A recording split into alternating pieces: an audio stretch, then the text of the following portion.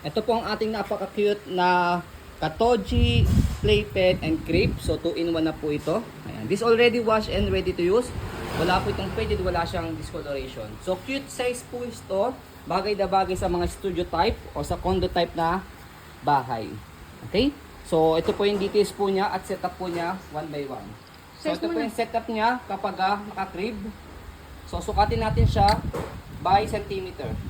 So sa haba niya, sa loob na po ito, o kahit sa labas pala, sa labas, 100 cm yung haba, yung lapad niya, 70 cm. Yung taas, 76 cm.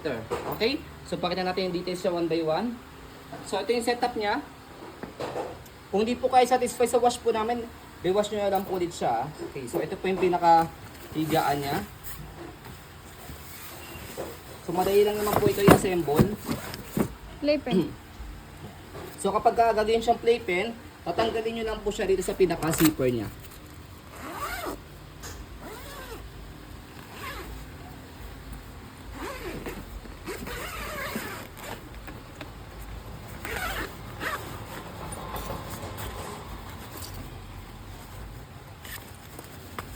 Ayan, okay? So yan. So papaloob nyo na lang po ito. Yan, papaloob nyo siya dyan. Okay, so safe naman kay baby yan dahil meron siyang support na bakal sa gitna, dalawa. Okay? Ayan. So 2-in-1 na siya, hindi nyo na kailangan bumili ng playpen na malaki. Kung ang bahay nyo po is studio type or small type po. Okay? And then, ang kinaganda pa po sa kanya, meron siya kasamang bag. And travel friendly po ito. Kung magbe-vacation po kayo out of town, pwede nyo po siyang dalhin. Yan. Okay? And then next natin, meron siyang stopper. Both side po yan. Okay? Meron siyang gulong para madali siyang i-move. So try natin. Yan. Malaki yung gulong niya. Madali siyang i-move. Okay? And then next natin, turo na natin siya kung paano siya i-fold. Saka i-open. Para hindi na kayo mahirapan. Ito yung bakal niya support. So, sa pagpasok po nitong bakal, para hindi kayo mahirapan, uunahin nyo muna ipasok po itong dalawang ganyan side bago nyo siya pagdugtungin. Kasi kapag pinagdugtong nyo siya agad, hindi nyo siya mapapasok dito. Okay? So, next natin, sa pag-fold sa kanya, angat nyo po muna po ito, pinaka-center niya, sa kanya po i-press yung both side. Yung apat na corner. Ayan.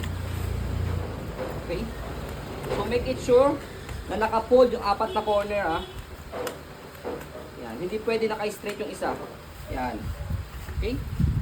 And then kapag in-open siya, vice versa naman, yung apat na corner, yun naman po straight po ninyo. Ayan. Okay. Bago nyo po ibaba yung pinaka-center niya. So ganun lang. Okay. So ayan po, as you can see, very details po kami sa pong pag-video. Kasi amin siya policy. No refund, no exchange. What you see is what you get. So yun po, maraming salamat. Have a nice day and God bless po.